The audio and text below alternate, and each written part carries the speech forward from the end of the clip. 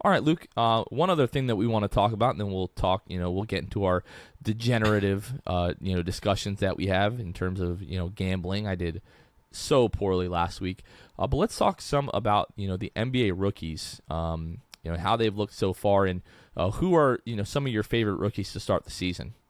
Uh, my favorite rookie, honestly, I have been partaking in a little bit of DraftKings action, and there's a rookie that has stood out to me because of that. Um, you know, you doing DraftKings night in, night out, maybe every few days, whatever you do, you get to really look at a lot of these guys and see kind of where they're at in their game and, value spots, things like that. The guy that I played him on night one, and that is Chris Duarte. I mean, Chris Duarte has stuck out to me a lot. I mean, compared to what I thought that he was going to be. I mean, obviously he's going to come back down to earth with some of these numbers, but he's in a really good situation to really blossom there, just because they don't have a ton over there in Indiana. They're not doing well this year. They're already off to a pretty poor start. But Duarte, just to give you an idea, Jonathan, 19.8 points per game, 2 assists, 4.8 rebounds, is shooting 7.3 attempts from three, and is shooting 44.8%. So Duarte just seems like a stud, kind of like a plug and play. He's going to hit his open shots. He just looks good all the way around, and I've been really impressed with Duarte. Something pretty funny to see if you track, rookie of the year odds, anything like that. There's a chart on sportsbettingdime.com that is just literally just a physical chart of kind of odds and how that they've fluctuated from date to date. Well, beginning in July, Duarte was plus 3,500. And then as of October 26th, yesterday, he was plus 775. So, and he's now a top 5 candidate for rookie of the year. So, and those top 5 it's Jalen Green is the biggest favorite. Then you got Cade Cunningham, Scotty Barnes, Evan Mobley, and Chris Duarte. So those are kind of just the top 5 right now, and Duarte is absolutely the one that has stood out most to me. And I might go put some money on there on Chris Duarte here soon, before those odds get a little bit closer to the first place position.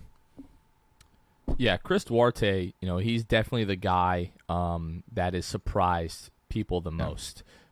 Being the 13th pick in the draft, just kind of on the end of the lottery there.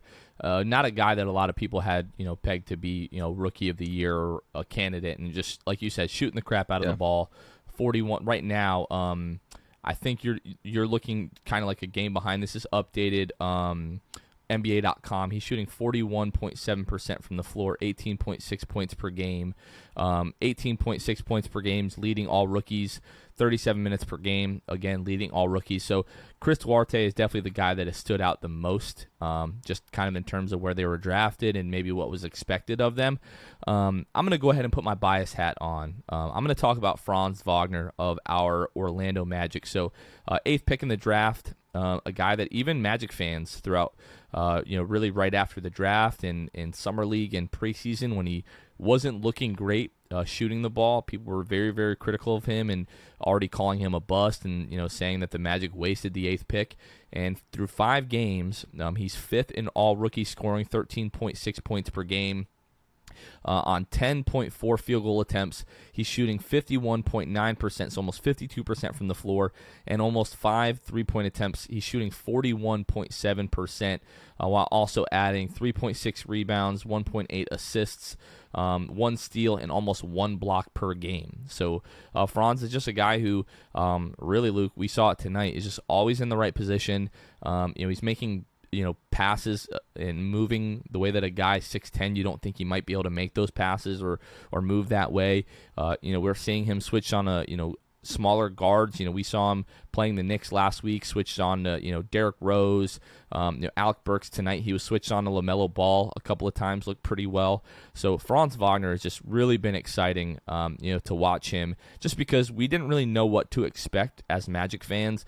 Those of you that don't really follow the Magic all that much, allegedly, after the pre-draft workout that he had for the Magic, which was totally kept a secret. That news was not leaked until Franz leaked it on an Orlando Magic podcast following the draft. But he was promised basically by the Orlando Magic that if he was there at 8, they were going to take him. Orlando Magic general manager John Hammond has also said since the draft that Franz Wagner was always the pick at 8, no matter who was available at 5, no matter who was available at 8. They were taking Franz Wagner with the 8th pick. So since hearing that, I've started to suspect that he just absolutely crushed that workout.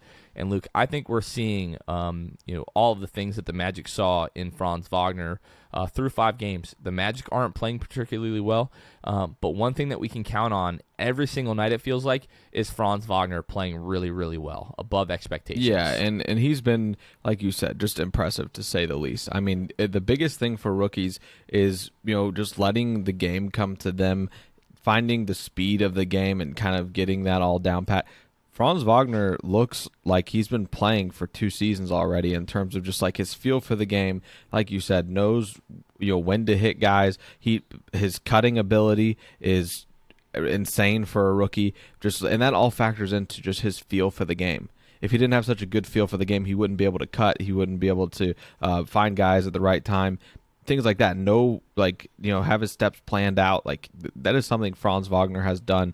And defensively, he's good, right? I mean, we knew that. That was the one thing about Franz coming into, draft night. Everybody knew defensively he's going to be a solid player. Offensively, there were some questions, right? And so he's really eliminated a lot of those questions for me and has been consistently one of the best offensive players on the Magic so far. Now we'll see kind of where his numbers dip when, guys like J.I. and Chuma and Markelle come back, because there will be a dip unless Franz takes a huge leap right before they get back, or maybe they elevate him so much that he's able to shine even more. And I think he will, but I don't think his numbers will pop like they might be right now through just a few games.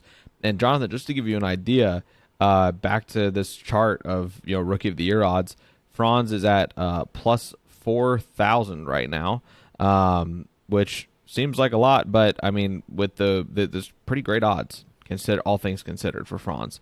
I think that would be a pretty good bet to place as well as Franz Wagner for Rookie of the Year, just as a long shot, because he could start to blossom when those guys come back. Who knows?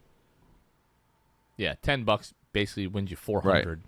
At those odds. So it's, you're getting a lot of bang for your buck. I think his his role is going to change a lot when some of those guys come back, like you said.